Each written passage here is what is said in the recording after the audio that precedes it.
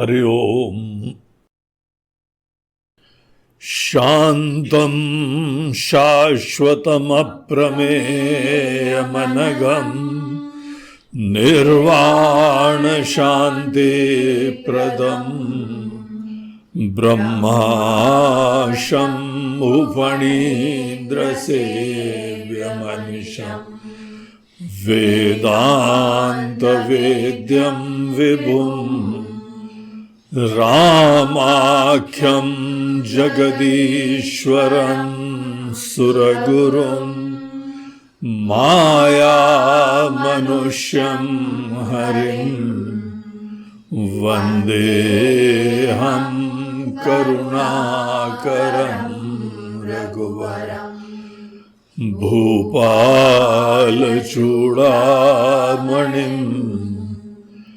नान्यास्पृहा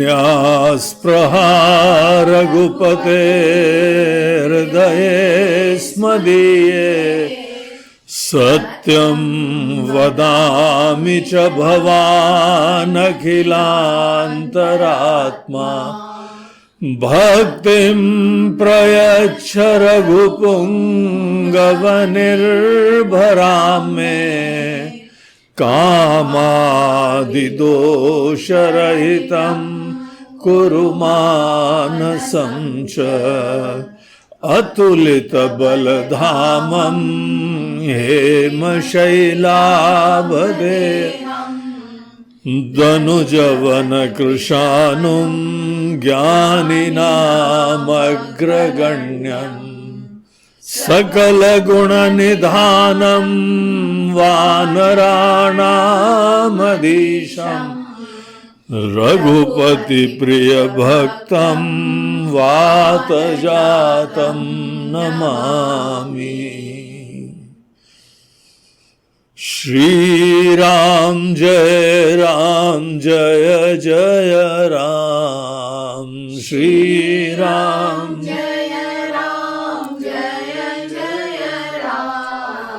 श्रीराम जय जय राम, श्रीराम श्रीराम जय जय राम, श्रीराम जय श्रीराम जय जय राम, श्रीराम जय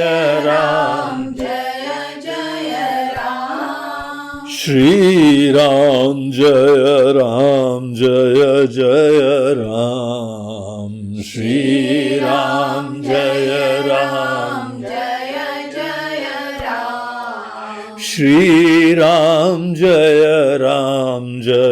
जय राम,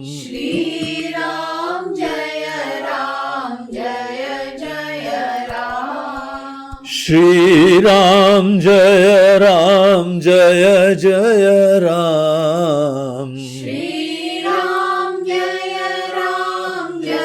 जय राम, श्रीराम जय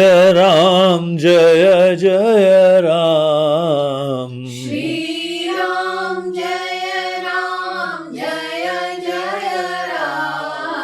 श्रीराम जय जय राम, श्रीराम जय जय राम, श्रीराम जय जय राम,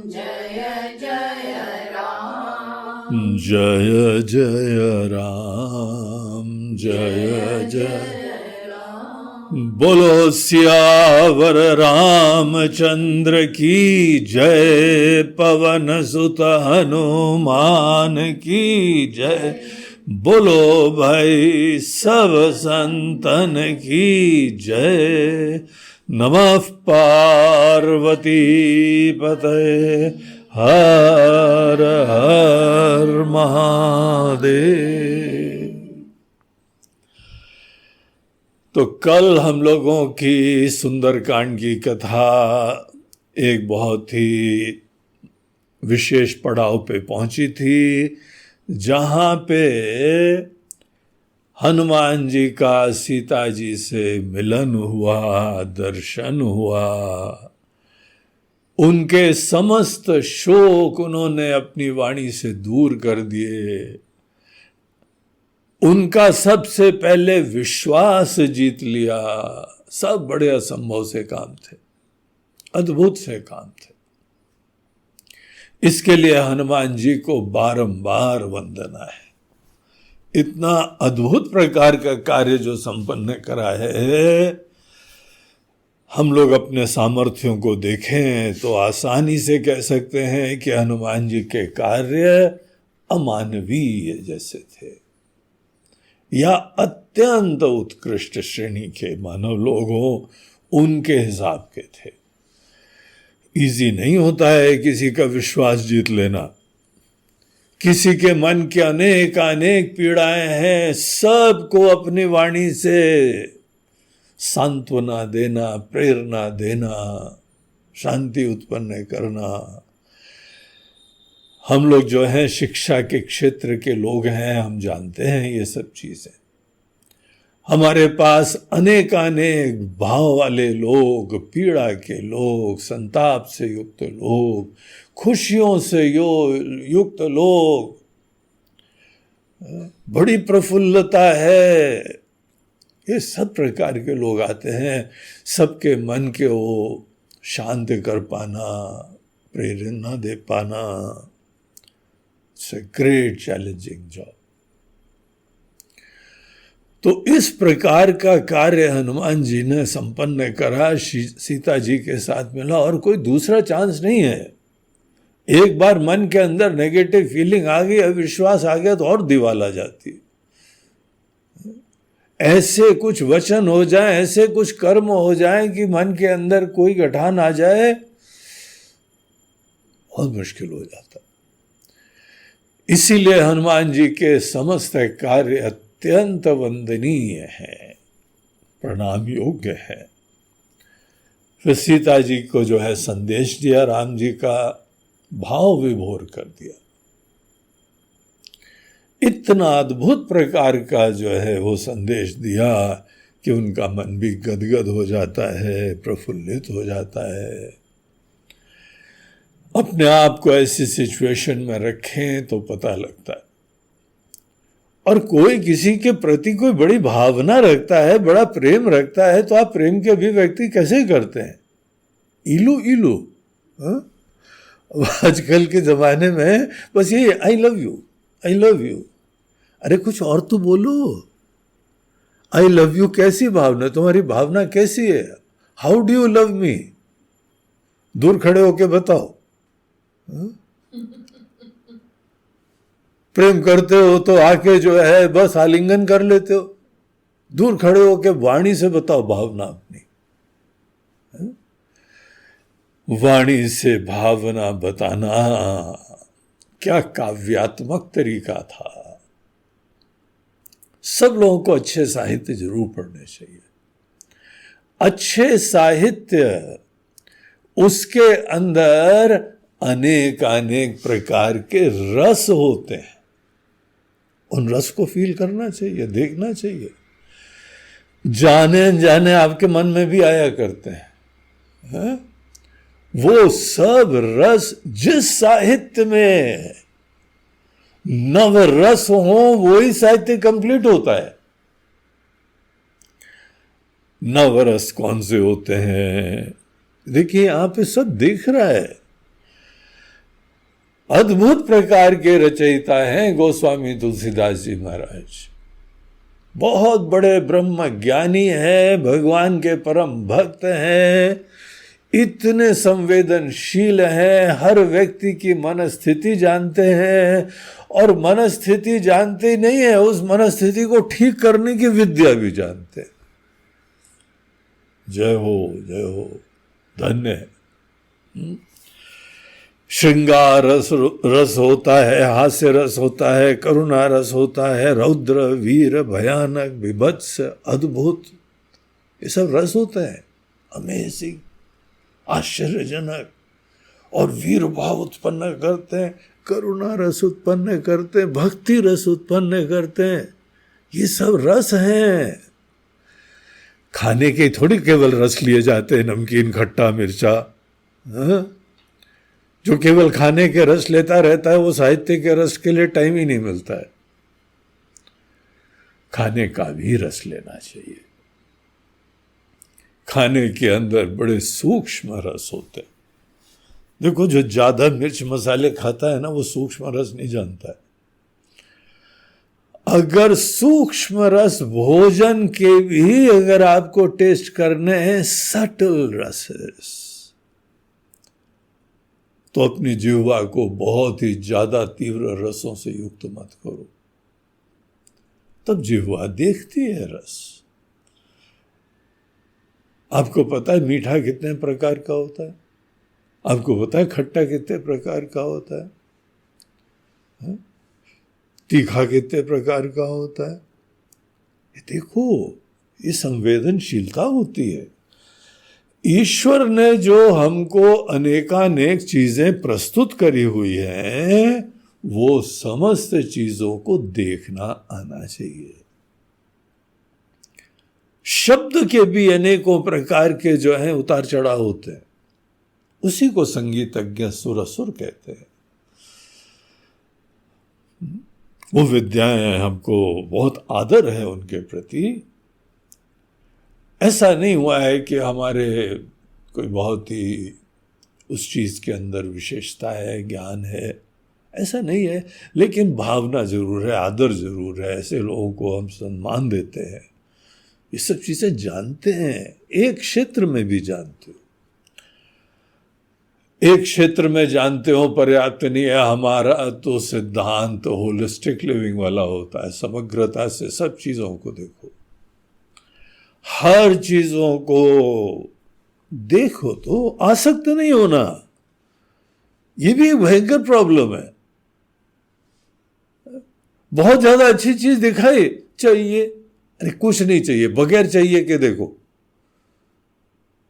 जब हमको कोई चीज दिखाई पड़ती बहुत अच्छी और आसक्ति होती है, तो आप उसको नहीं देखते हैं, आप अपनी कमियों को देखते हैं, अपने अभाव को देखते हैं।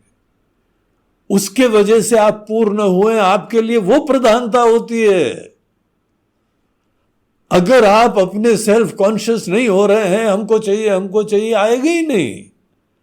और आपका ऑब्जर्वेशन, आपका कोई भी चीज का दर्शन बड़ा समग्र होगा, बहुत ही सुंदर होगा। ईश्वर सृष्टि को देखने का सामर्थ्य होना चाहिए, यथावत, बगैर पकड़े हुए, बगैर छोड़े हुए। एक सज्जन ने हमको बोला, गुरु जी हम जो है ना, I want to go on world tour. मैं बोला बहुत अच्छी बात है, ईश्वर की सृष्टि है, देखो। लेकिन हमसे सही पूछो तो you are not ready for world tour. बोलते नहीं, हमने पैसा काफी जमा कर लिया है, उतना पैसा जमा कर लिया है कि साल भर तक हम घूमते रहेंगे ना, तो भी अच्छी तरीके से हम खा पी सकते हैं, अच्छे होटलों में भी रह सकते हैं, कोई हमको प्रॉब्लम नहीं होगा।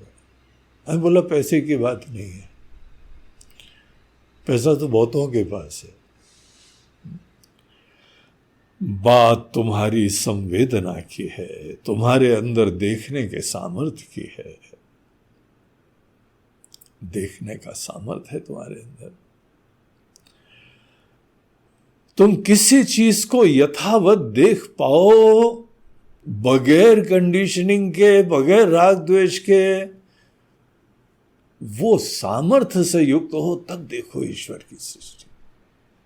ईश्वर की सृष्टि बहुत अद्भुत है, लेकिन उसको देखने का हमारे अंदर सामर्थ्य होना चाहिए। हम लोग इतने बर्डन होते हैं, चलो घूमने चलते हैं, कहीं पे चलते हैं, वहां जाके क्या करते हैं, चलो ऑर्डर करो खाने का, दो और ये करो, बेड हमारा अच्छा है, रूम हमारा अच्छा है, और यहाँ से सीन अच्छा है, बस एक क्षण सीन, अरे अच्छा है, देखो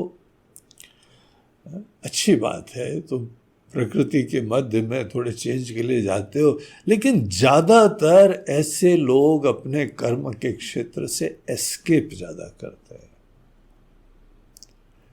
वो सुंदरता नहीं देखते। हाँ, बड़ी शांति मिली, यार इतने अशांत हो गया।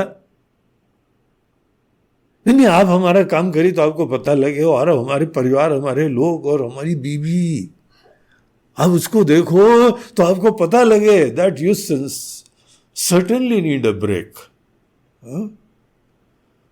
ऐसा नहीं है। अशांत हो जाओ, बड़ी घुटन हो जाए, बड़ी बेचैनी हो जाए, उसके उपरांत जाओ बोलो हाँ बड़ी शांति मिली। तुमने देखा कहां? देखा क्या? तुमने केवल अपनी परिस्थिति से एस्केप करा है, और क्या करा है? उसके लिए तो कोई भी जगह चलेगी। ईश्वर ने बड़ी स्पेशल रचना प्रस्तुत करी हुई है, देखो तो। अशांत मन, संवेदना विहीन मन, कंडीशनड मन, इगोइस्टिक माइंड, दुखी मन,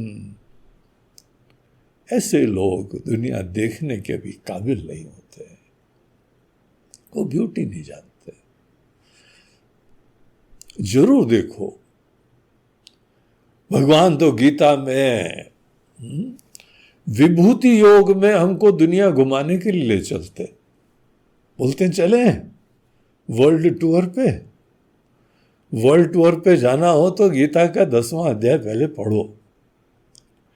हर चीज के अंदर द बेस्ट देखो। और भगवान वहां कहते हैं देखो पहले तो, केवल इतना कमेंट नहीं देना, हाँ अच्छा अच्छा अच्छा चलो आगे। हमको याद है कि एक बार हम पचमढ़ी गए। पचमढ़ी में हम लोग जो है कहीं पे रुके हुए थे होटल में। सवेरे सवेरे वहां पे जीपें आती हैं और हम लोगों को आसपास के स्पॉट्स में ले जाती। तो हम लोगों ने हायर कर ली एक जीप, और जीप आ गया और हम लोग निकले तैयार व्यार होके, अर्ली मॉर्निंग चाय वाय पी के फ्रेश होके आ गए, गाड़ी में बैठ रहे थे। उसी समय एक जीप घूम के वापस आ रही थी। बोला अरे कितने जल्दी गए होंगे ये लोग, वेरी गुड। बहुत ही जो है वह जीवंत लोग हैं, उत्साही लोग हैं, है? यहाँ पे सब लोग जो है वो धीमे धीमे उठ रहे हैं और ये तब तक घूम के आ रहे हैं। तो उनके पास गए, उनको हाय हेलो करा, नमस्ते गुड मॉर्निंग वगैरह वगैरह, राम राम हुई। उसके बाद उन्होंने पूछा आप लोग कहाँ गए थे? बोलते हैं वाटरफॉल है यहाँ पे। अच्छा, पानी था उसमें, कैसा लगा आपको?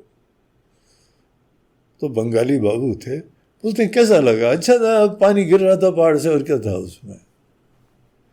उनकी डिस्क्रिप्शन से इतना डिप्रेसिंग लगा कि अगर हम उनकी बात से ही चल रहे होते तो आईडी ड्रॉप कर देते। अरे किसी भी वाटरफॉल में क्या होगा यार, ऊपर से पानी तो गिर रहा होगा। इसीलिए कहा जाता है beauty is something which you don't see somewhere, you have to carry it with you. तुम अगर तुम्हारी नजरों में सुंदरता देखने का सामर्थ्य नहीं है, तुम कहीं पर भी चले जाओ, तुम केवल ये सोचोगे हाँ बेडरूम अच्छा है, होटल अच्छा है, खाना अच्छा है, और वहां पे नजारे हाँ अच्छे अच्छे, ठीक है बढ़िया है, इसको देखना बोलते क्या? World tour. ऐसे वर्ल्ड टूर पे जाते हैं। हम बोला भाई हमसे पूछो, अगर जो तुमने बाय द वे पूछ लिया है, तो हम तो बोलते you are not yet ready. क्योंकि तुमको किसी चीज को समग्रता से देखने का सामर्थ्य भी नहीं जगा है। It's so evident. तुम्हारा माइंड बहुत कंडीशन्ड है, बहुत ही इगोइस्टिक है। इगोइस्टिक माइंड, कंडीशन्ड माइंड, उसको ईश्वर की सुंदरता कहां दिखाई पड़ती? खाना खाने का अंदाज, गाना सुनने का अंदाज, दृश्य देखने का अंदाज, किसी की भावना को देखने का अंदाज, बड़ा शांत मन चाहिए, अपने आप को भूलना चाहिए, तब जाके आप किसी चीज को देख सकते हैं। तब आपको पता लगेगा भगवान ने क्या क्या प्रस्तुत करा हुआ है। What an amazing thing. एक हम लोगों का वेदांत का ग्रंथ है जिसका नाम है दृग्दृश्य विवेक। वहां पे वो बोलते हैं कि किसी भी दृश्य को देखने का वास्तविक तरीका क्या होता है। बोलते एनी ऑब्जेक्ट इज इनफ। कोई भी दृश्य अगर आप उसको ठीक माइंड से देखेंगे ना, आपको समाधि लग जाएगी। Can you believe that? देखना, वो सिस्टम भी बताते हैं, वेदांत पढ़ो, बहुत बढ़िया बढ़िया चीजें होती हैं, बड़े रहस्यमय होते हैं उसमें। मिस आउट मत करो।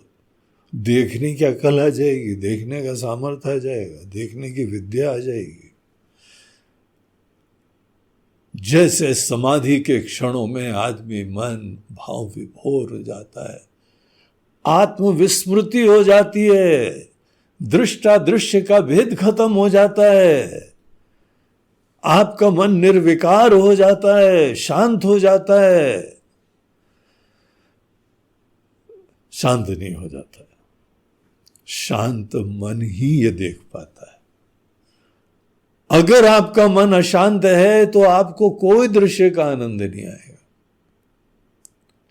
इतना ही आनंद आएगा कि आपकी अशांति थोड़ी कम हो जाएगी। अशांति कम हो जाना एक अनुभव होता है, सुंदरता देख पाना ये दूसरी बात होती है। अच्छे साहित्य में हमको समस्त रस यहां दिखाते हैं। देखिए सीता जी की कितनी करुणा में स्थिति थी, उसका डिस्क्रिप्शन तो देखो, क्या बढ़िया उनके माइंड का स्टेट रिवील करा गया है। उसके बाद हनुमान जी के जो वचन हैं, कैसा उत्साह उमड़ रहा था, कैसी उनके मन के अंदर भक्ति भावना थी, कैसी सेवा भावना थी, और कैसा अपना जो है विशाल रूप दिखाया। अद्भुत रस, हर प्रकार के रस यहां पे चल रहे हैं। जैसे एक पेंटिंग करने वाला पेंटर होता है ना, उसके पैलेट में अनेकों रंग होते हैं और एक एक रंग से वो वहां रंगता है, कैनवास में रंग रंगता है। साहित्यकार के पास भी एक कलर पैलेट होता है, एक प्लेट सी होती है जिसको अंगूठा लगा लेते हैं, वो पकड़ लेते हैं और उसी के ऊपर अनेकों रस जो है ना वो रंग उसमें रखते हैं। इनके पास 9 रस की पेंट्स कलर्स होते हैं। अब जो ये समस्त रस की प्रस्तुति कर पाए वो साहित्यकार होता है, उसके अंदर अद्भुत संवेदना होती है। और ऐसे लोगों के सत्संग से आपके अंदर संवेदना जगने लगेगी। संवेदना जगाना जड़ता दूर करने का प्रामाणिक तरीका होता है। मन में रजोगुण और तमोगुण 2 बहुत भयंकर विकार होते हैं। माइंड की नेचुरल स्टेट होती है सत्वगुण, शांत, अलर्ट, विचारशील, सेंसिटिव, बहुत ही नेचुरल स्टेट। सत्वगुण से ही मन बना होता है। आप क्रिएशन के पूरा प्रक्रिया देखिए, उसमें आपको शास्त्र बताते हैं कि माइंड का बेसिक रॉ मटेरियल सत्वगुण है। सात्विक बनाना नहीं पड़ता है, सात्विकता को उभारना पड़ता है, वो पहले से सात्विक है। और मलिनता के 2 कारण होते हैं, एक होते हैं रजोगुण और एक होता है तमोगुण। रजोगुण जब आता है तो मन में चंचलता आती है, अशांति आती, बेचैनी आती, डिस्टर्बेंस आती, काम क्रोध आता है। और उनके पीछे एक महाशय खड़े होते हैं, ईगो, हम, वो जहां हम आ गया ना, तो ये सब फैमिली आ जाती है। गीता के 3rd चैप्टर में भगवान कृष्ण बोलते हैं, काम एषः क्रोध एषः रजोगुण समुद्भवः।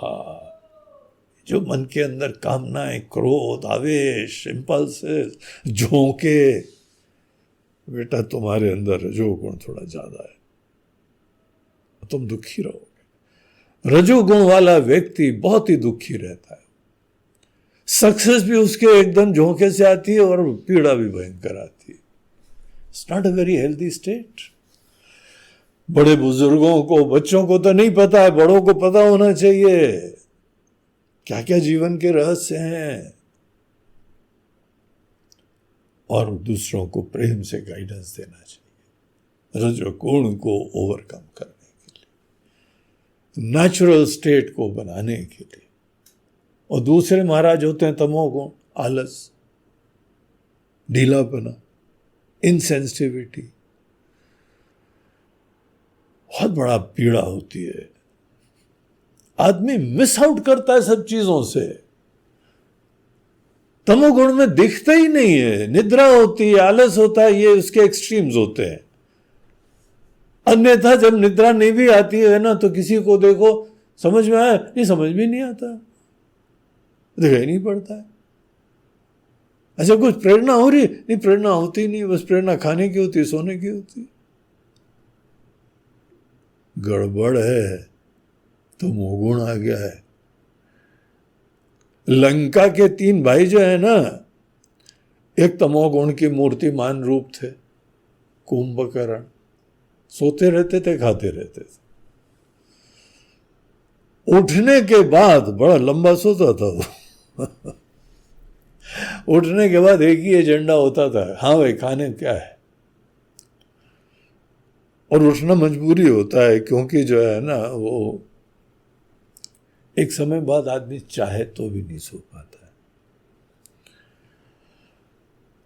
और पेट वेट भी तो साफ करना होता है ना, प्रेशर वेशर भी आता है। जब ज़्यादा ही खाते रहो तो फिर रात को ज़्यादा उठना पड़ता है, डायबिटीज हो जाती है। कुंभकर्ण जो है वो 6 महीने तक खींच लेता था, और फिर 6 महीने का खाना एक साथ खाता था। अब इतना टनाटन खा लेता था, उसके बाद तो और कुछ करने के चांस ही नहीं, फिर सो जाता था।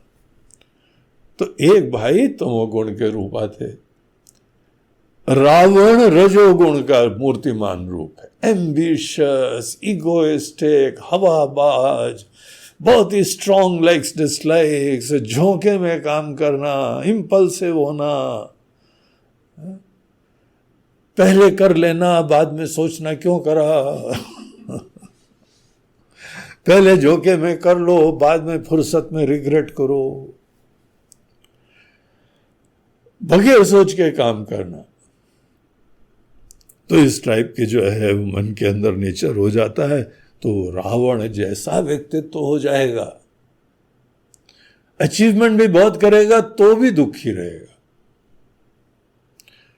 बहुत ड्राइव होती है इनके अंदर, लेकिन मन जो है अशांत, विक्षिप्त, डिस्टर्ब, हवा में, ऐसा सब हो जाता है। ये रजोगुण वाले होते हैं। और विभीषण सत्व गुण संपन्न थे। ये पूरी माया नगरी है, माया के 3 गुण है वहां पे। ये सब रामायण हमको अनेकों व्यवहार की चीजें, भक्ति की बातें, सेवा की बातें, व्यक्ति के इमोशन सब दिखाता है, लेकिन साथ साथ ये आध्यात्मिक रहस्य है। तो इस तरीके से देखिए, यहाँ ऐसे ऐसे पॉइंट्स को भी बीच बीच में समझते रहना चाहिए। रामायण के अंदर ये सब है। 9 रस का जो है रंग देखिए। तो जहां पे हनुमान जी का पूरा मिशन पूरा हो गया, मिशन पूरा होने के बाद तो सेलिब्रेशन होनी चाहिए। जब कार्य हो गया है तो अब तो उनको शरीर की याद आई, शरीर की याद ही नहीं आती। ईश्वर की आज्ञा से जो प्रेरित होते हैं, जब तक वो काम नहीं कर लेते हैं, उनके मन के अंदर विश्राम नहीं होता है। ये बहुत बड़ा अच्छा गुण होता है। एक संकल्प लो, ईश्वर की प्रेरणा हुई, भगवान की आज्ञा हुई है, गुरु की आज्ञा हुई है, माता पिता की आज्ञा हुई, जिसको भी आप बहुत ही आदर देते हैं, आपके लिए कोई परम आदरणीय है। उसकी जो आज्ञा हुई वो जब तक पूरा ना हो जाए, मोहि कहा विश्राम, विश्राम ही नहीं होता। और इसीलिए कोई भूख प्यास नींद कुछ नहीं आती है तब तक। आप सब लोगों ने अनुभव करा होगा। हनुमान जी का भी यही हाल था। यह तो हाईली डेडिकेटेड, इंस्पायर्ड, परम भक्त, परम सेवक। तो जहां मिशन पूरा हो गया तब माइंड जो है वह कर्तव्यता से मुक्त हुआ। कर्तव्यता का प्रयोग इसी चीज के लिए करना चाहिए। तब कर्तव्यता या कर्ता बुद्धि भी भूषण बन जाती है, एक शोभायमान हो जाती, ब्लेस करने का तरीका बन जाती। और जहां काम पूरा हो गया तो कर्तव्यता शांत हो गई। Mission completed, successfully completed, time to celebrate. तो बालवत हो गए और सीता जी से बोलते हैं कि माता जी आपकी आज्ञा हो तो थोड़े फल खा लें। वहां पर भी स्वच्छंद नहीं, ले आओ खाना, सीधे आपकी आज्ञा हो। मर्यादा नहीं भूलते, शिष्टाचार नहीं भूलते। तो उन्होंने बोला कि बेटा बहुत बड़े बड़े राक्षस हैं, तो वही तुम खतरा है। बोलते आप प्रसन्न होके बस बोल दीजिए, आप आज्ञा दे दीजिए, बाकी तो कोई प्रॉब्लम नहीं, हमको तो इनसे डर नहीं लगता। आपको लग रहा हो ठीक है, आप माता जी है। माता जी ने तो बच्चों को वैसे छोटे छोटे खिलाया है, तो उनको तो डर लग सकता है। तो आप हमको आज्ञा दे दीजिए। तो उन्होंने देखी बुद्धि बल निपुण कपि, कहेहु जानकी जाओ। ठीक है जाओ। और जहां जाऊ बोला, रघुपति चरण हृदय धरी, तात मधुर फल खाऊ। हे तात, मधुर फल, हमको पता है बहुत बढ़िया बढ़िया फल हैं, very choicest fruits from all over the world. All over the world क्या, ऑल ओवर 3 लोक, तीनों लोक का जो है ये आतंकी है, सब जगह से जीत के लाया है। और हर जगह से वहां के पेड़ जरूर लाता था, वो पेड़ प्रेमी था। ये रावण का बहुत अच्छा गुण था। भले राजसी हो, स्वार्थी हो, मगर सब में कुछ अच्छे अच्छे गुण होते हैं। इसीलिए जो राजसी हो, तामसी भी हो, उनकी उपेक्षा नहीं करनी चाहिए। बहुत अच्छे अच्छे गुण होते हैं। तो उसके अंदर ये क्वालिटी तो बहुत अच्छी थी। बेस्ट पेड़ लाके, इसका अशोक वाटिका तो बहुत ही उसके लिए प्रिय थी। तो वहां पे जो है लगे हुए थे। सीता जी ने बोला जाओ खाओ जाके। आगे देखिए पढ़ते हैं, चले उनाई सिर पैठे बागा, फल खाए सितरु तोरे लागा। रहे तहां बहु भट रखवारे, कछु मारे से कछु जाई पुकार। नाथ एक आवा कपि भारी, तेहि शोक बाटिका उजाड़ी। खाए से फल अरु बिटप उपारे, रक्षक मर्दि मर्दि मई डारे। सुनि रावण पठये भटना, तिनहि देखि गरजेउ हनुमाना। सब रजनी जर कपि संहारे, गए पुकारत कछु अधमारे।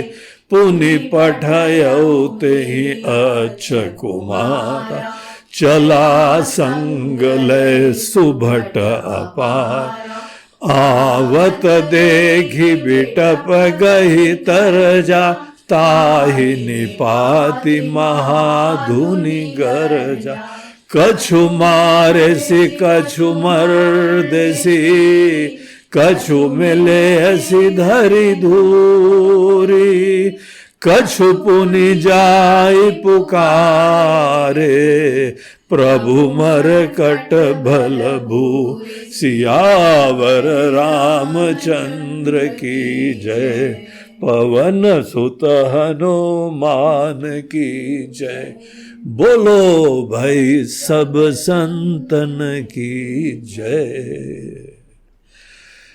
चले उनाई सिर पैठे भागा, सीता जी को चरण प्रणाम करा। ठीक है माता जी, आपने आज्ञा दे दी। और फिर उनके अंदर वानर प्रकट हो गया। अभी तक बड़े ज्ञानी थे, अब शंका है, वानरः नरो वा न नरो वा, वानरः तो नर है कि कुछ और है? अभी तो इंसानों की तरह बात कर रहा था, अब क्या भूत चढ़ गया इसको? वहां मतलब या न रहा, या ये इंसान है। कई बार ऐसे इंसान की तरह बात करते हैं। ये वानर शब्द इंसानों के ऊपर कितना बड़ा जो है वो आदर का शब्द है। इंसान की तरह बात कर रहे, वो इंसान नहीं, वो तो भगवान की तरह बात कर रहे थे। तो अभी जो है उनके अंदर वानर आ गया, बंदर स्वभाव उनका एकदम प्रकट हो गया और धम से जाके एक डाल पे कूदे। जिस डाल के ऊपर, जिस पेड़ के ऊपर बहुत सुंदर सुंदर आम लगे हुए थे। अब आप सोच लीजिए टाइम क्या है, टाइम लाइन क्या चल रही है। चातुर्मास खत्म हुआ है।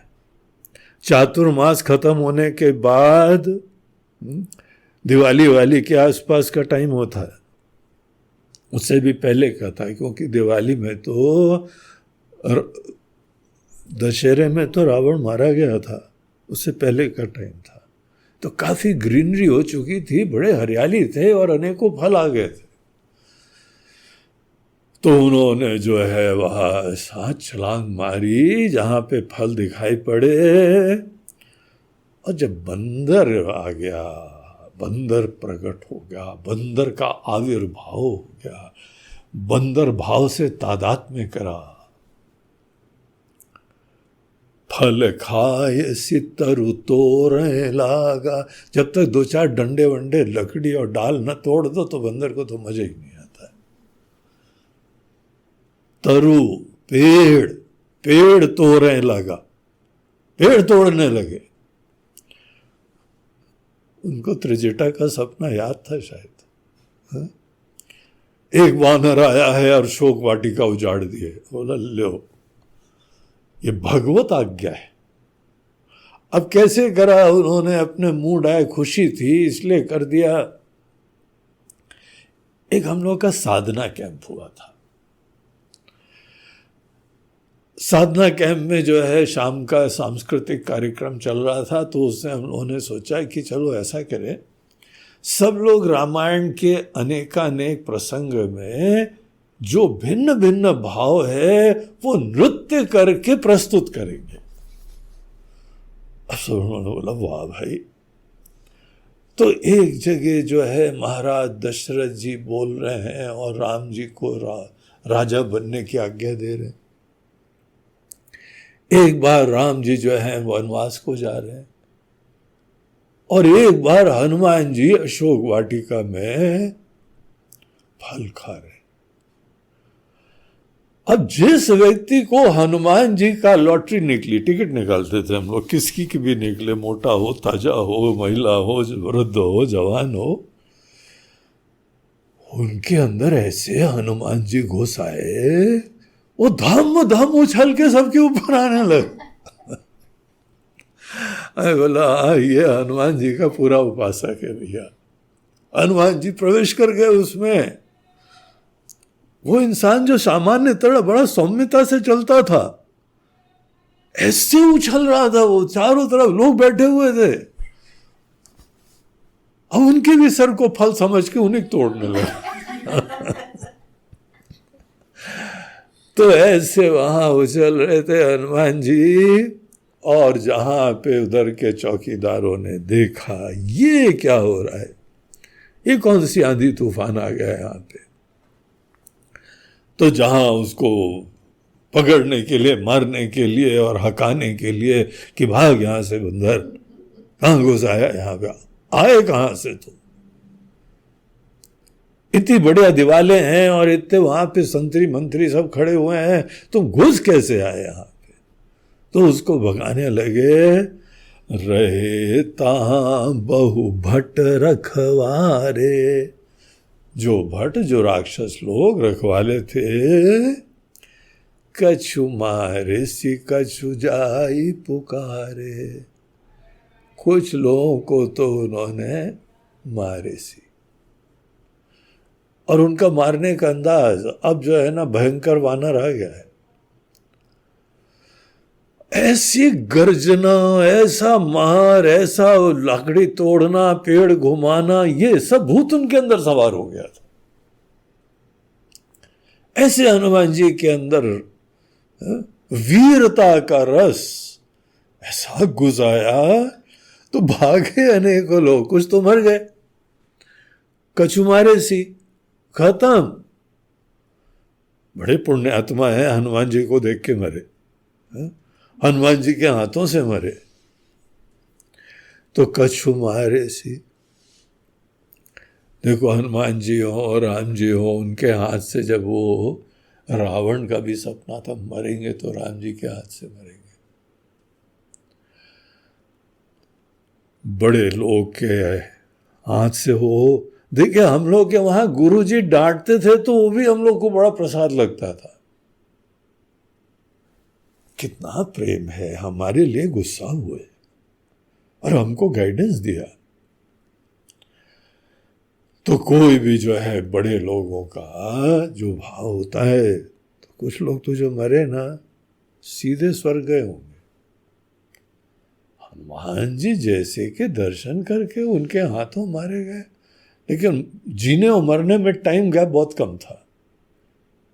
एक हथौड़ा पड़ा सर पे, गए, देखने का टाइम ही नहीं मिला, नमस्कार प्रणाम का भी टाइम नहीं मिला, थैंक यू भी बोलने का टाइम नहीं मिला। एक क्षण में कछु मारे सी, जो बच गए भागे वहां से। बोलते हैं ये क्या आंधी तूफान आया है, कौन सा साइक्लोन आया है। कहां गए? रावण के पास। नाथ एक आवा कपि भारी। हे नाथ, एक बहुत बड़ा बानर आया है, पता नहीं कहां से आ गया, पहले लंका में देखा नहीं गया था। इतना बड़ा बंदर हमने आज तक नहीं देखा, बहुत भारी बंदर। और ते ही अशोक वाटिका उजाड़ी। अरे राम, अशोक वाटिका उजाड़ रहा है। अब रावण का तो टेम्पर आप सोच लीजिए क्या होगा।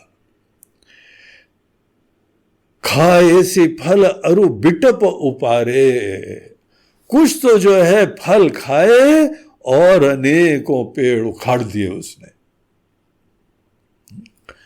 रक्षक मर्दी मर्दी मही डारे।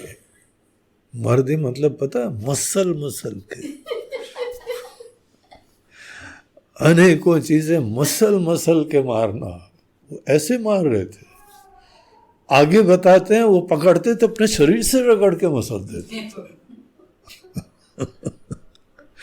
ऐसे हनुमान जी के अंदर जो है ना वो क्रोध या पंगा लेने की वृत्ति जैसे थी। वो मार इसको रहे थे, रावण पे गुस्सा निकाल रहे थे। हमारी सीता जी को ये करता है, सीता जी को धमकाता है। मर्दी मर्दी मही डारे, पृथ्वी पे मार मार के फेंक रहे थे। रावण ने सुना ये क्या हो रहा है, अभी तो हम गए थे, अभी तो ठीक ठाक था, कहीं पे कोई आवाज पेड़ों में आई नहीं रही थी, कोई वानर आए हो। सुनी रावण पठे भट नाना, अनेकों वहां पे जो है राक्षस अनेकों भेजे, नाना बहुत सारे राक्षस भेजे, और वो अशोक वाटिका पहुंच गए। जल्दी आ गए, मतलब उनका महल आसपास से ही था अशोक वाटिका के, तो एकदम जल्दी आए वो। तिना ही देखी गरजे वो हनुमाना, ऐसी सिंह गर्जना कर, या ये विचित्र बंदर, हमने आज तक छोटे छोटे बंदर देखे, ये कैसा बंदर, इतना विशाल शरीर, और जब गुस्सा करता है तो ऐसी गर्जना, भूकंप आ जाए, ऐसी गर्जना, गरजे वो हनुमाना, सब रजनीचर कपि संहारे, जितने आए थे सबके संहार डाले, कोई टाइम ही नहीं लगा। सीता जी सीन देख रही होंगी, क्या हो गया इसको, कितना बलवान है, और बड़ा आश्वासन हो रहा होगा, अगर एक ऐसा है तो राम जी ने पूरी कपि सेना रखी है, सब कैसे आएंगे यहाँ पे। उनको तो बड़ी सांत्वना मिल रही होगी। एनीवे, ये मार के फेंक रहे थे तो सब रजनीचर कपि संहारे। एक आज जो पीछे आ रहे थे भागे वापस बोला इस समय यहां पे एंट्री करना ही खतरनाक है। गए पुकारत कछु अधमारे, एक आध पूरे मरे नहीं थे, अधमरे थे, तो किसी तरह से रण क्षेत्र से भाग गए। पुनि पठय उते ही अक्षय कुमारा, अपना एक पुत्र अक्षय कुमार, अक्षय कुमार वहां बैठा था, बोलता बेटा तुम देखो जाके, लोग कैसे इतने ट्रेन करे हुए हैं हमने, बढ़िया बढ़िया, तुमने सोचा था ट्रेनिंग है, एक बंदर मार रहा है इनको, हद हो गई है नाक कटा दिया हमारी सब लोगों ने, रावण की सेना को जो है मसल मसल के मार रहा है, जाओ बेटा देखो जाके। पुनि पठे उते ही अक्षय कुमारा, चला संग ले सुभट अपारा, उसने भी बहुत सारी सेना ली बोला अकेले नहीं जा सकते, रिपोर्ट काफी खतरनाक आ रही है, तो सुभट अपारा, जिनको गिन नहीं सकते ना, इतने सारे लोग, तुम भी चलो तुम भी चलो तुम भी चलो, सब लोग को जो है वो ले गए। और जहां अशोक वाटिका पहुंचे, आवत देखी बिटप तही तर जा, एक पेड़ निकाला, पेड़ ऐसे लगा जैसे कि कोई हम लोग पनीर के अंदर जो है ना वो क्या बोलते हैं, टूथपिक निकालते हैं ना, पनीर में से टूथपिक निकालते हैं, वैसे वो जमीन से पेड़ निकालते हैं। यहाँ पेड़ हिलता नहीं है हाथी की मदद लेते हैं, बेटा ये पेड़ हिला दो, पेड़ निकाल दो, और वो ऐसे निकाल रहे थे। एक पेड़ निकाला, उसी पेड़ को अपना भाला बनाया, उसको गदा बना दी और घुमा के दिया उन्होंने। ताई निपाति महाधुनि गर्जा, महाधुनि इस बार निकाली, गर्जना पहले तो करी थी, अब उन्होंने ऐसी महागर्जना करी, सबका जो है ना पूरा हार्ट फेल हो गया होगा, पता नहीं क्या क्या निकल गया होगा उनकी केवल गर्जना सुन के। गर्जना सुनाने के बाद कछु मारे सी कछु मर देसी, कछु मिले ऐसी धरी धूरी, कुछ को तो मारा, कुछ को फिर से मसल दिया। ये मसलने का काम बहुत कर रहे हैं जैसे कि कुछ है ही नहीं है? किसी का शरीर लेके मार, उसने दंड बैठक कर करके तेल लगा लगा के शरीर बनाया, अरे एक भाई मसल दिया, खत्म हो गया। हा? तो ऐसे कुछ उन्होंने जो है मसल के, और कुछ जो है वो तो धूल में मिला दिए गए। कुछ गिरे, एक दो पैर से मसल दिया, किसी को हाथ से मसल दिया, कुछ है ही नहीं जैसे शरीर। हा? ऐसे उनको इन्होंने दुर्दशा करी। कछु पुनि जाए पुकारे, प्रभु मरकट भल बूरी। कुछ फिर से भागे रावण के पास, अरे स्वामी, अरे हमारे राजन, अरे महाभट, ये तो बहुत ही ज्यादा बलवान है। और अक्षय कुमार भी मारा गया। अक्षय कुमार जो है वो भी बहुत बलवान था। रावण के जितने भी पुत्र आदि थे बहुत बलवान थे। अब अक्षय कुमार मारा गया, किसी का बेटा मारा गया। आप फील कर सकते हो ना, बेटा मर गया और वो अभी बंदर के हाथों मर गया। अब ये दुख की बात है, अफसोस की बात है कि गुस्से की बात है। रावण तो सभी इमोशंस के अंदर रम रहा था। तो उस समय जो है वो रावण ने सोचा काफी डेंजरस चीज है भाई, हमने भी दुनिया में इतने लोगों को देखा है, ऐसा वानर तो नहीं देखा। तो फिर उन्होंने जो है मेघनाथ को ये काम सौंपा। बहुत बलवान था, इंद्रजीत उसका नाम था। इंद्र को जीतने वाला, बहुत बुद्धिमान भी था, बलवान भी था। उसके पास अनेकों अस्त्र शस्त्र थे, जिसके अंदर ब्रह्मास्त्र भी था, नागपाश भी था, क्या क्या उसके पास था। उसको बोला बेटा तुमको जाना पड़ेगा। तो मेघनाथ को ये काम सौंपा गया। देखिए आगे की चौपाइयां।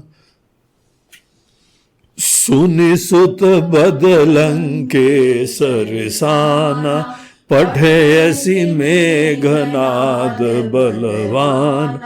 मारसी जनि सुत बांधे सुताई, देखी कपि कहाँ कर आई। चला इंद्रजित अतुलित जोधा, बंधु निधन सुनि उपजा क्रोधा।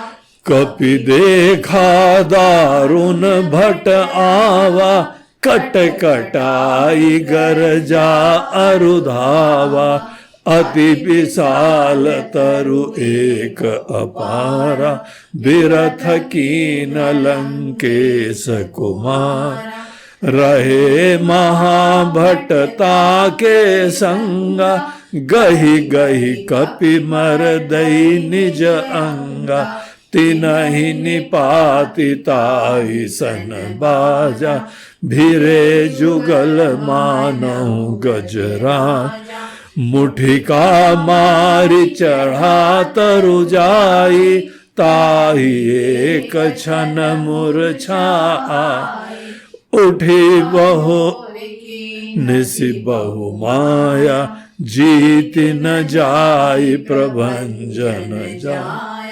ब्रह्मास्त्र ते साधा, कपि मन कीन विचार। जौन ब्रह्म सर मानऊ, महिमा मिटई अपार सियावर। रामचंद्र की जय। पवन सुत हनुमान की जय। बोलो भाई सब संतन की जय। सुनि सुत बदलंके सरसाना, अक्षय कुमार का मरण सुन के रिसाना बहुत क्रोधित हो गया। बहुत उसको गुस्सा आया, भयंकर गुस्सा आया। और खुद जाने से पहले पहले मेघनाथ था वहां पे, उन्होंने बोला एक बार इसको भी मौका दे देते हैं, और हम बंदर मारने थोड़ी जाएंगे ये काम हमारे बच्चे लोग कर लेंगे। हाँ? तो पठे ऐसी मेघनाथ बलवाना, मेघनाथ उसकी गर्जना भी बादलों जैसी थी, इंद्र देवता को जीता हुआ था, तो बहुत विशेष था। वो निश्चित रूप से रावण का उत्तराधिकारी की तरह से तैयार किया जा रहा था, ऐसी ट्रेनिंग थी उसकी, अस्त्र शस्त्र अनेकों दिव्य सब उसके पास थे, बड़ा उपासक था, अनुष्ठान करता था, तपस्वी था। ऐसे मेघनाथ को उन्होंने बोला जाओ तुम। तो मेघनाथ जो है वो जाने की सोच रहा है, तो बोलते हैं देखना जरा मारना नहीं, तुम उसको पकड़ के लाओ।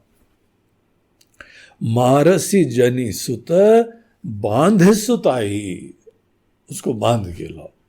देखें तो ये कौन बंदर है, देखिए कपी कहाँ कर आई, ये कहीं बाहर के लगता है, ये कहाँ से आया है यहाँ पे, जरा हम चेक करना चाहते हैं।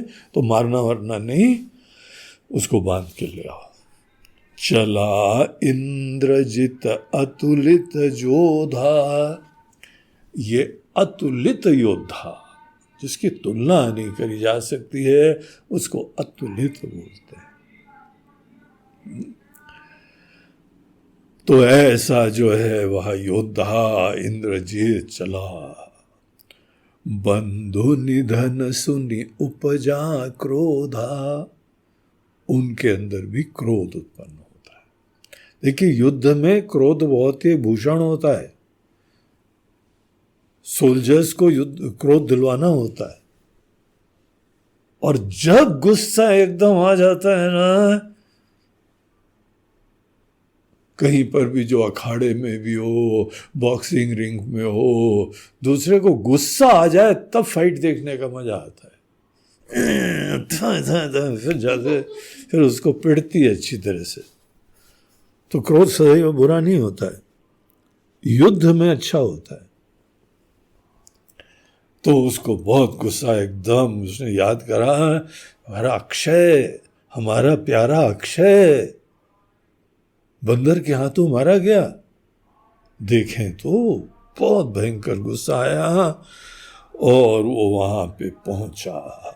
अशोक वाटिका में देखा, बहुत ही विशाल था मेघनाथ।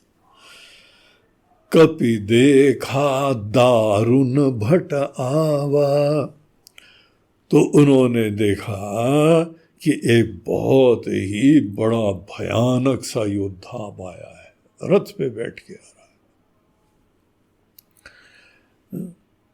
हनुमान जी कट कटाई गरजा अरुधावा, ऐसे कटकटाते हुए, आवाज करते हुए वो उनके गरजने के उपरांत कूदे, एकदम डरे डरे नहीं कुछ, बोला पहले ही अटैक करो, ऑफेंस नॉट डिफेंस। हम अटैक नहीं करते हैं, हम तो आत्म सुरक्षा करते रहते हैं, और इसको बोलते हैं डिफेंस। ऑफेंस तुम जाके कूद पड़ो, पहले ही ऊपर जाके जो है अटैक कर दो।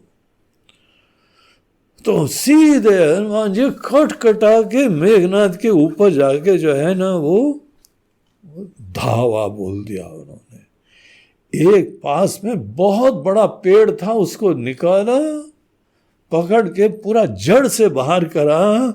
विशाल पेड़ था कोई, अति विशाल तरु एक उपारा, बिरथ कीन लंकेश कुमारा। घुमा के दिया है, पेड़ को ऐसे घुमाया और मेघनाथ को मारा। मेघनाथ धड़ाम से नीचे, बिरथ की न लंकेश कुमारा, वो भी नीचे गिरा जाके। आज तक ये सीन दूसरे राक्षसों ने तो देखा ही नहीं था। पहली बार देखा कि मेघनाथ जमीन में पड़े हुए रथ से नीचे, और रथ भी तोड़ ताड़ के फेंक दिया, रथ को भी जो है मसल दिया। बड़ा स्पेशल रथ था। तो वो रथ भी उनका तोड़ ताड़ के फेंक दिया। रहे महाभटता के संगा, गही गही कपि मर दई निज अंगा। निज अंगा, अपने ही अंग से गही गही पकड़ पकड़ के उनको मसल रहे अपने हाथ से। ऐसे वो गाजर मूली हो, ऐसे वो रगड़ रहे। हम तो गाजर मूली भी रगड़े तो हमारी रगड़ जाएगा। वो ऐसे जो है उनको खत्म कर रहे थे। जो जो उनके साथ आए थे उनका तो काम तमाम। चटनी बन गए, चटनी। मरदेसी मतलब जैसे आप किसी चीज की चटनी बनाते हैं ना, तो मरदेसी। मिक्सी में मरदेसी, या कभी सिलबट्टे पे मरदेसी। हनुमान जी ने हाथ में ही मरदेसी। हाथ से ही जो है उनका काम तमाम कर दिया। तिनहि निपात ताहि सन बाजा, फिरे जुगल मानहु गजराजा।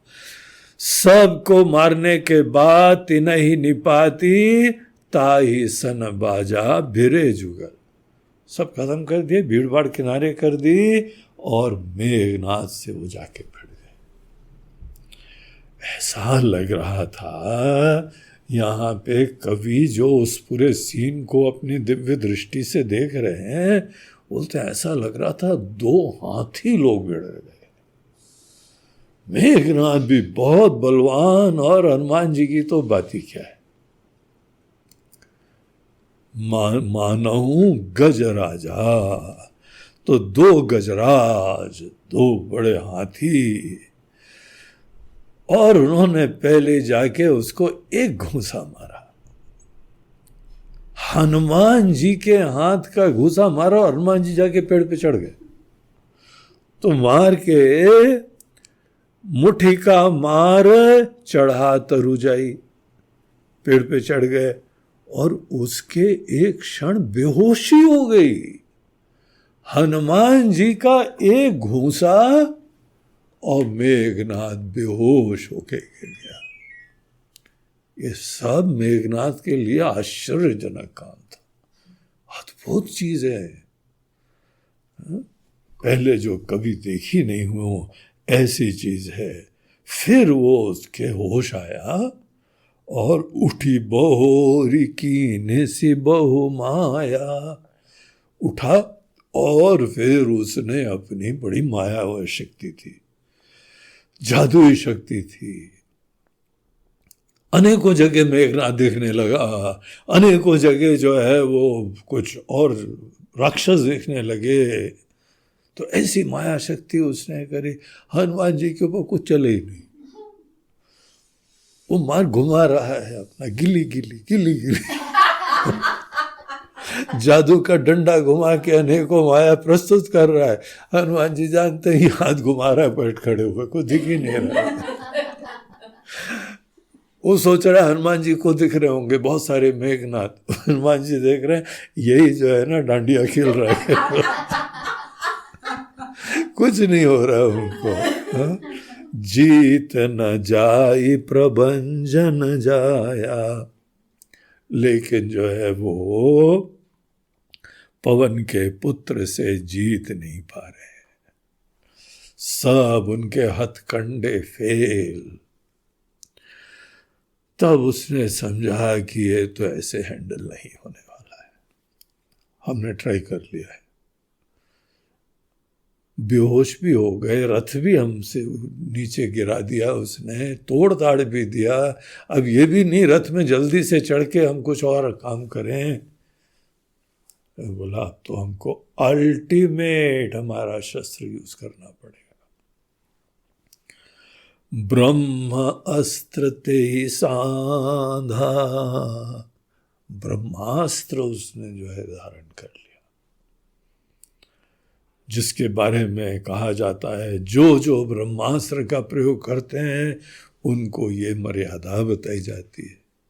बंदर वंदर को मारने के लिए ब्रह्मास्त्र का प्रयोग मत करना, शेर को, हाथी को, उसके लिए भी ब्रह्मास्त्र का प्रयोग नहीं करना है। कुश्ती में किसी से हारने लगो तो ब्रह्मास्त्र मत चढ़ा देना। लेकिन इस समय मेघनाथ को दिखाई पड़ा कि इट्स इमरजेंसी, इसको छोड़ा तो मरे, फिर तो हम भी वही चले जाएंगे जहां अक्षय कुमार गया है। अक्षय कुमार से मुलाकात हो जाएगी हमारी, तो कुछ ना हमको करना पड़ेगा। ब्रह्म अस्त्र ते ही साधा, और हनुमान जी को पता लग गया, ब्रह्म अस्त्र का संधान करा है उसने। कपि मन कीन विचार, हनुमान जी ने विचार करा। देखो उस समय भी संतुलन अंदर गहराई में विराजमान है, ऊपर से ऐसा लग रहा है झोंके में काम कर रहे हैं, लेकिन विचारशीलता हनुमान जी की ऐसी विषम परिस्थितियों में भी कभी बाधित नहीं होती। तो उन्होंने विचार करा। अब तो देखो यहां पे ब्रह्मास्त्र की मर्यादा की बात हो जाती है। ब्रह्मास्त्र हमारे ऊपर चला रहे हैं, वो तो ब्रह्मास्त्र की इज्जत नहीं कर रहा है, हमको ब्रह्मास्त्र की इज्जत करनी चाहिए। जौन ब्रह्म सरमानहु, महिमा मिटई अपार। ब्रह्मास्त्र की अपार महिमा है। अगर हमने ये ब्रह्मास्त्र का भी उपेक्षा कर दी, फिर तो जो है वो मर्यादा खत्म हो जाएगी उसकी। तो उन्होंने खुद मन बना लिया कि ब्रह्मास्त्र से हम प्रभावित हो जाएंगे, मूर्छित हो जाएंगे। मरे मराएंगे तो है नहीं, लेकिन मूर्छित जरूर हो जाएंगे। इतने ब्रह्मास्त्र की इज्जत करेंगे। ऐसे समय भी ब्रह्मास्त्र की इज्जत करने का सोच रहे हैं। ऐसी परिस्थिति में जहां पे आवेशात्मक पूरा दिखाई पड़ रहा है, उनके अंदर संतुलन है और ब्रह्मास्त्र की मर्यादा का पालन है। तो ब्रह्मास्त्र को उन्होंने जब चलाया तो आगे क्या हुआ, ये फिर हम लोग कल के प्रसंग में देखेंगे। श्री राम जय जय राम, श्री राम जय जय राम, श्री राम जय जय राम, श्री राम जय जय राम, श्री राम जय जय राम, श्री राम जय जय राम, श्री राम जय जय राम, श्री राम जय जय राम,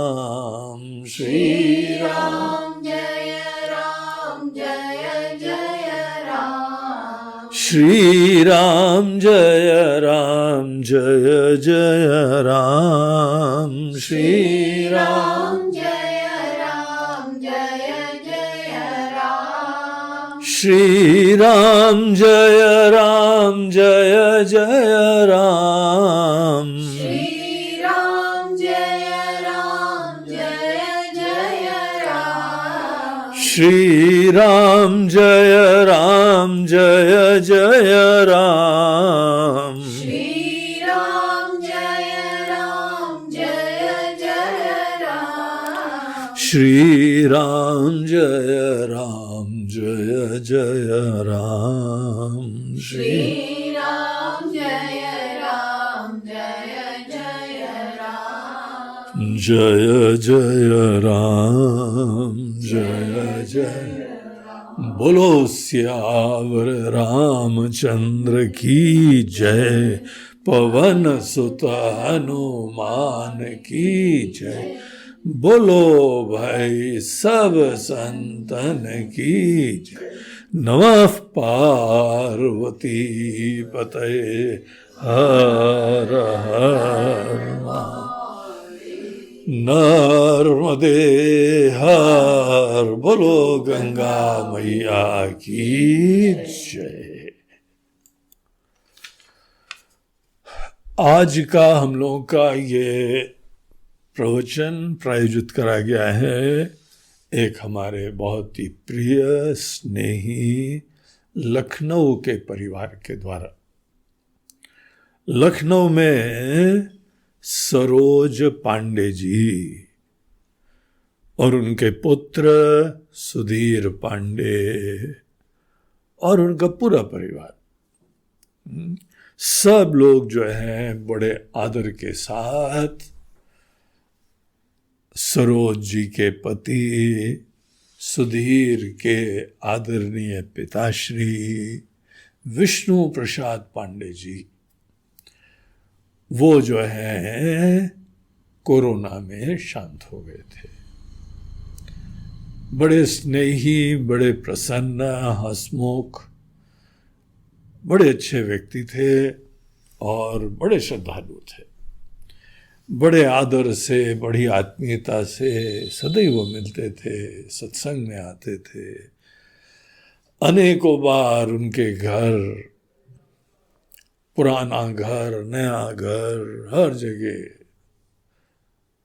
हमको बुलाते थे। वहाँ पे स्नेह से पूरा परिवार भोजन पानी कराता था, सेवा करता था। उनकी बड़ी मधुर यादें हमारे पास भी हैं। तो उनको जब जाना था तो ऐसी परिस्थिति आ गई कि अनेकों लोग जो सामान्यतः बड़े अच्छे मदद भी करते थे, कोई नहीं आ पाए। और भगवान को जब बुलाना होता है तो सुनिश्चित कर लेते हैं कि अब तो भाई ये प्यारा आदमी, ये प्यारे व्यक्ति को हमारे पास ही आना है। अब प्यारे व्यक्ति को बाकी सब लोग तो मिस करते ही करते हैं। इसीलिए पूरा परिवार पांडे जी को बड़ी याद करते रहते हैं। आज भी मन के अंदर वो पीड़ा, वो दुख सबके अंदर विराजमान था। अभी कुछ समय पहले हम व्यक्तिगत रूप से मिले इन लोगों से और अपनी हमने संवेदनाएं प्रकट करी। पांडे जी के बारे में हम भगवान से प्रार्थना करते हैं कि उनको जहाँ पर भी हो सद्गति प्राप्त हो और पूरे परिवार को जो है वह बल मिले इस पीड़ा से निकलने का। ऐसी समस्त पीड़ाओं के बावजूद देखिए इनकी धर्मनिष्ठा, सुंदरकांड ज्ञान यज्ञ में आज वो एक अपनी सेवा रूपी आहुति दे रहे हैं। बहुत बहुत सरोज जी को और सुधीर को और उनके बड़े भ्राता सुनील, इन सब को बहुत बहुत आशीर्वाद। उनकी बहुओं को आशीर्वाद। वहाँ पे उनकी छोटी छोटी बालिकाएं, अब छोटी छोटी नहीं रह गई, अब तो कॉलेज जाने लगी, बड़ी बड़ी हो गई है? तो उनको भी सबको बहुत बहुत आशीर्वाद। आप अपने इन महान पितरों से, दिवंगत हो गए, सतत प्रेरणा लें, वैसी ही श्रद्धा, वैसी ही भक्ति, वैसी सेवा करते रहें। और जैसे उन्होंने अपना जीवन धन्य करा था, आप भी सबकी सेवा, पांडे जी सबकी सेवा के लिए सदैव रत रहते थे। यहाँ की सेवा हो, अड़ोस पड़ोस की हो, परिवार की हो, मित्रों की हो, वो पहले व्यक्ति थे, पहुंच जाते थे। तो ऐसे जो है वह सेवा भावी सात्विक से व्यक्ति, उनको हमारी भी श्रद्धांजलि है, आशीर्वाद है और पूरे परिवार के लिए प्रार्थना है। हरि ओम।